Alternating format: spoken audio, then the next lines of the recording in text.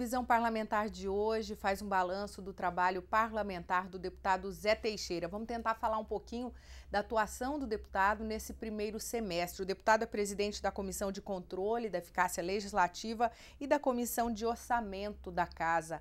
Deputado, como um dos representantes aí do agronegócio, no início do ano o nosso estado foi pego aí por muitas chuvas que prejudicou alguns produtores que poderiam estar numa fase melhor neste ano de 2011. O senhor intercedeu para melhorias de pontes, estradas, deputado, e até a questão da prorrogação do prazo por conta do prazo de pagamento por conta do plantio do milho safrinha que ia acontecer. Deputado, vamos falar um pouquinho o que aconteceu e como é que o senhor atuou rapidamente junto ao governo? Muito bem colocado, Glaucia, porque isso demonstra o sofrimento do setor.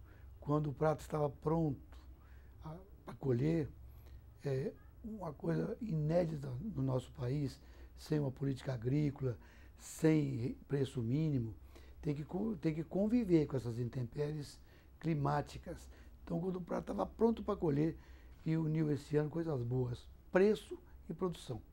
Fomos pegos de surpresa com uma chuvarada muito intensiva, atrapalhou o escoamento através de danificação de ponte, de estrada, e também prejudicou o produto, porque a soja foi até R$ 45 o saco, uma soja de boa qualidade, e muitas pessoas, pelo excesso de chuva, o grão manchou, houve depreciação, vendeu por 23, 25, quase a metade do preço. Mas ainda bem que foi localizado. Regiões como Maracaju, Cidrolândia, São Gabriel do Oeste, não foi total no estado. Na nossa região, por exemplo, que eu tenho agricultura, Carapó, foi muito pouco prejudicado. Então, esse ano é um ano muito bom para o setor produtivo. O governo correu atrás de recursos, mostra a morosidade do poder público. Essa semana que o governador André Putinelli conseguiu lançar, através de recursos vindos do governo federal, as pontes de concreto para substituir as de madeira danificadas por essas questões climáticas. Ainda bem que nós temos um governo do nosso lado, sabe que ele depende do agronegócio, sabe que é desse setor que vem o dinheiro para os cofres, porque o agronegócio paga imposto agregado, porque ele paga desde a produção até o produto acabado. Então, tivemos a felicidade do governador estar do nosso lado, correr atrás, e foi muito bom o que aconteceu. No final do desfecho, não foi tão drástico o prejuízo dos nossos produtores rurais do nosso estado. Deputado, vamos falar de um assunto também que o senhor já tratou em outras legislaturas, que foi a questão do ajuste de rebanho, que agora o senhor defendeu que fosse junto com a vacinação da aftosa, né? Que o produtor pudesse fazer isso junto. No que melhora a vida do produtor esse ajuste, deputado, e do próprio governo? Muito bom, e muito bom para o setor, porque hoje nós não conseguimos, de forma nenhuma, ter uma comercialização de um produto quando ele não tem, quando o mercado exigente, que é o mercado europeu, não tem a certeza do certificado de sanidade. Então isso é muito bom. Nós tiramos, através da compreensão da Secretaria de Fazenda, do IAGRO, que o governador André Putinelli pensa em informatizar. Todo produtor rural vai ter sua senha, vai tirar seu atestado informatizado, emitir suas notas informatizadas. E esse ajuste veio num momento bom, quando nós tivemos, através do IBGE, a estatística de que Mato Grosso do Sul não tem aquele rebanho considerado pela Secretaria de Fazenda. E quando há diferença no estoque, a possibilidade de penalização através do Código Tributário Estadual, porque quando a pessoa declara um número e tem maior, subentende que comprou sem nota. Quando declara um número e tem menor, subentende que vendeu sem nota. E o Código Tributário dava autonomia para essas pessoas serem multadas. E isso, muitas vezes, são estoques elaborados para poder melhorar o índice de produtividade da fazenda, na cabeça dos produtores que não são informados. E isso traz um transtorno muito grande. E com essa resolução do governador, foi um momento próprio, propício, para todos entrarem no ano que vem, sem a nova DAP. Não vai ter 2 estoques no estado de Mato Grosso do Sul. Antigamente você tinha um estoque na DAP, Declaração Anual do Produtor Rural, e teria outro no IAGRO. Se nós não tiramos a nota sem o atestado de vacina, nada melhor do que um do que ter um cadastro único e o ano que vem os produtores rurais não vão fazer DAP. Vai pegar o seu extrato do IAGRO e fazer o seu imposto de renda e continuar a sua vida. Deputado, o senhor apresentou um projeto de lei que foi debatido em plenário, que esteve a representante aí da Associação das Crianças com Síndrome de Down, um projeto que prevê a gratuidade do exame de ecocardiograma nos recém-nascidos, que eles já podem sair da maternidade com esse exame. O projeto foi aprovado, deputado. Qual é o alcance social da matéria e qual era o pedido dessas mães? Se eu tomar conhecimento de que as pessoas que nascem com esse problema de Down, 85% delas têm a possibilidade de nascer com deficiência cardíaca. E, tomando conhecimento disso, a pessoa, quando tem recurso, ela tem como fazer o exame dos seus filhos. E, quando não tem, eu achei que deveria ter um alcance social e ser obrigatório pelo governo, assim como tem o exame do pezinho, tem o exame do olho, porque não pode descobrir que o seu filho tem dificuldade de visão quando ele vai chegar à escola, quando ele vai à televisão, que você percebe que ele sai da cadeira e vai perto da televisão. Isso tem que fazer os exames para ver as deficiências, porque hoje a tecnologia é muito avançada. E se fizer o exame ecocardiograma, às vezes tem a possibilidade de, na infância, ele ter esse problema sanado. Então eu fiquei muito feliz, porque eu acho que é um projeto de um alcance social enorme. É uma forma de prevenção, né, deputado, também, porque aí pode fazer um tratamento mais adequado, quanto mais rápido, e atende socialmente essas mães que, de uma certa forma, já estão aí com o coração fragilizado por conta da síndrome da criança. Evidente, eu fiquei emocionado ao ver a coordenadora Juliana Varela vir aqui na casa, ter um filho Down, que hoje é empregado, ganha dinheiro, compra cesta básica, tem prazer em distribuir. Então, esses exames preventivos podem dar melhor qualidade de vida futura, porque nem todos os Downs ele tem condições de estar integrado na sociedade, viver como qualquer pessoa. Então, eu acho que foi um projeto muito bom. Eu tive apoio dos meus pares, quero agradecer todos os deputados, mas é um projeto que eu fiquei até emocionado ao ouvir a Malu falar da tribuna aqui da casa, o alcance desse projeto para as criancinhas que nascem com esse problema. Então isso foi muito bom para mim, muito gratificante como deputado. Deputado, uma outra questão levantada que também tem um alcance social é a utilização de bicicletas que são apreendidas pela polícia, bicicletas roubadas, serem transformadas em cadeiras de rodas. Deputado, qual era o estudo que existia em cima disso, como chegou até o senhor esse pedido e qual é o alcance que essa matéria vai ter na vida dos presidiários e das pessoas que vão receber?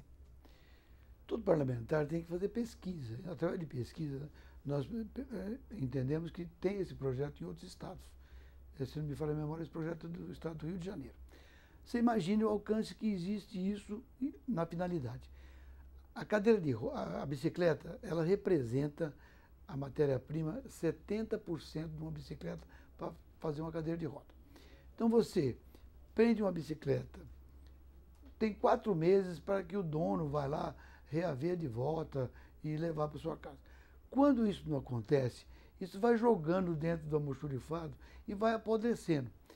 Então, você une o útil e o agradável. Você, através de um trabalho dos presidiários, você pode transformar essas bicicletas furtadas, que os donos não tiveram a possibilidade de recuperar, em cadeira de rodas, suplementando só 30% para que ela seja concluída. Você vê o alcance social, quantas APAE que precisam de cadeira de roda, quantas pessoas carentes que precisam, e isso pode melhorar a autoestima dos presidiários, porque eles têm alguma coisa para fazer. Porque a ressocialização do preso, na minha visão, é a ociosidade do preso, por não ter o que fazer. Ele fica pensando só o que não deve. E ele estando trabalhando, ele pode até sair de lá, ressocializado e montar até uma coisa para ele, no mesmo sentido. Deputado, estender a ficha limpa, que foi uma matéria apresentada aqui na casa, né? Para os cargos comissionados, um projeto, né, o senhor entrou com uma emenda para que fosse colocado em pauta e aprovou. Deputado, qual a importância de que os cargos comissionados, os cargos de confiança, tenham essa previsão em lei, que as pessoas possam ter essa ficha limpa? O momento, Glaucia, é um momento histórico no Brasil. Todo dia você fala e ouve ou assiste nos telejornais a corrupção brasileira. Eu acho que quando colocou que o parlamentar, para ter mandato, ele tem que ter a ficha limpa, nada melhor do que todas as pessoas que participam das administrações públicas, secretário de Estado e os cargos em confiança de desejar ter também a ficha limpa, porque você evita transtornos de corrupção futura. Então, ao ver esse projeto do deputado Paulo Duarte, de apresentar a ficha limpa dos secretários de Estado, eu falei, Paulo, isso não é correto, nós temos que apresentar a ficha limpa para todas as pessoas que não têm concurso público, que apresentem a sua ficha limpa para poder exercer. Foi bem pensado, Teixeira colocou a emenda. E eu coloquei essa emenda em parceria com o deputado Marquinhos Trade. Foi aprovado o projeto e foi aprovada a emenda. Isso traz, pelo menos, a possibilidade de uma administração pública com menos corrupção. Deputado, uma solução pacífica para a demarcação de terras é um assunto polêmico, é um assunto que o senhor sempre defendeu a sua opinião e também acredita que pode haver uma solução pacífica, e o senhor participou este ano, no primeiro semestre, junto ao Conselho Nacional de Justiça, que esteve em Dourados em audiência para tentar ouvir as duas partes. Deputados, como é possível fazer isso e como é que o senhor vê o trabalho da casa, né, dos parlamentares, junto ao Conselho, junto até o ministro de Justiça, para tentar pôr um fim a esses conflitos? Ô, Glaucia, esse conflito ele não deveria nem existir. Isso é uma coisa jurídica que está inserido na Constituição Federal. Mas quando existe uma coisa que não está correta no Brasil, e as questões indígenas no Brasil, para mim, não são corretas, o índio ele não pode ser tratado com discriminação. Quando ele é tutelado, na minha visão, ele está discriminado. O índio ele teria que ver o que ele quer fazer da sua vida. Porque há uma diferença entre o índio aculturado e uma diferença entre o índio selvícola. O índio selvícola é aquele que vive na selva, vive da caça, vive de hábitos, costumes, não usa roupa e tal. O índio aculturado tem aqui enfermeiros, enfermeiras, advogados, professores, porque hoje a reserva Jaguapiru e a Bororó em Dourados é um bairro da cidade. E existe muita intromissão externa e interna sobre essas questões. Haja visto, essas reservas indígenas que aí existem, demarcadas, elas foram demarcadas lá pelos idos de 1920, 23, 24. 3 mil e poucos hectares para 200, 300 índios. O tempo passou 80 anos. A terra ficou do mesmo tamanho e os índios hoje alcançam números absurdos de população. Dourados fala em 3 mil e poucos hectares, perto de 12 mil índios. Por que a sociedade que tem que resolver isso? Não concordo. Quem tem que resolver isso é o governo, que o índio é tutelado por ele.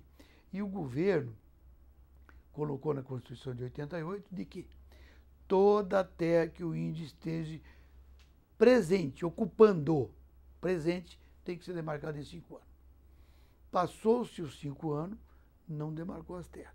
Aí fizeram um decreto 1775 para cumprir a Constituição, o artigo 231. E nesse decreto, a obscuridade que vai buscar se o índio foi expulso há muitos anos atrás, não sei o quê, não sei o quê, não sei o quê.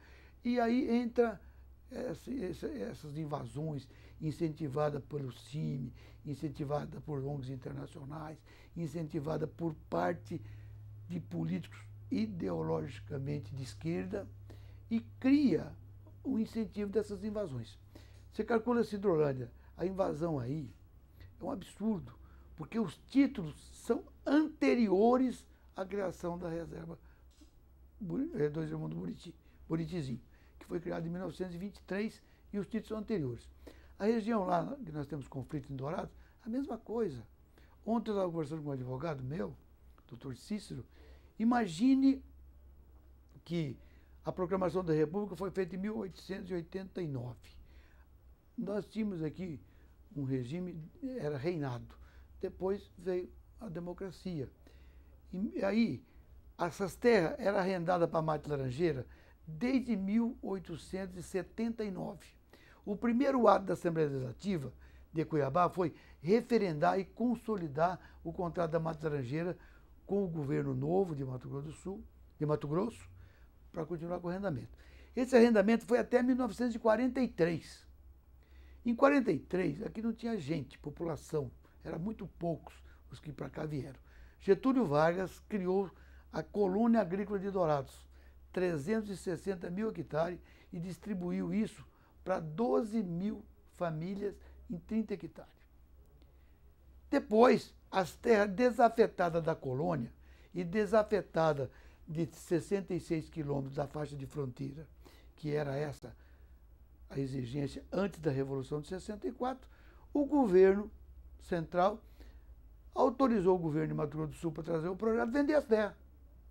Passa 80 anos, essas terras foram vendidas pelo governo do estado, paga pelas pessoas que adquiriram. Como que 80 anos depois, ou 100, vem a FUNAI por um ato unilateral, administrativo, passando por cima do judiciário, fazer estudo antropológico que aqui teve índio? Claro que teve. Em 1500, quando o Brasil foi descoberto, os índios já estavam aqui. Então, é parcela pequena da sociedade do agronegócio, dos produtores rurais, para pagar essa conta, não. Se tem a conta, quem tem que pagar é todo o setor produtivo brasileiro e toda a sociedade urbana. Porque que diferença tem o comércio? Os índios não foram lá em São Paulo, não queriam tomar o aeroporto lá, não fizeram a súmula 650? Então, se for assim, os Guaicurus, os Aimorés, os Goitacás, que eram donos do Rio de Janeiro, tem que ir lá querer as praias, tomar Niterói, tomar... Então, eu acho isso um absurdo, não concordo. E a reunião do Conselho Nacional, com a interferência da Assembleia, o deputado Jorge Domingo foi a Brasília, conversou com o ministro José Eduardo Cardoso, ele entendeu, está criando uma comissão. Deus permita que isso dê certo, porque quando você quer não fazer nada, você cria. Eu já conversei com vários ministros da Justiça. Iris Rezende, José Gregório, Tárcio Genro, e agora não fui nessa reunião. Faz 15, 20 anos que as terras são invadidas, os produtores rurais pagando imposto, convivendo com a invasão, e o judiciário não decide as ações. E quando aqui decide, os juízes daqui decidem, perto do problema, que conhece o problema, com a interferência muito grande do Ministério Público, fica do lado do índio, é obrigação dele, mas ele foi concursado e exerce um cargo para cumprir a lei. Não pode ter tendência nem para o lado do produtor rural,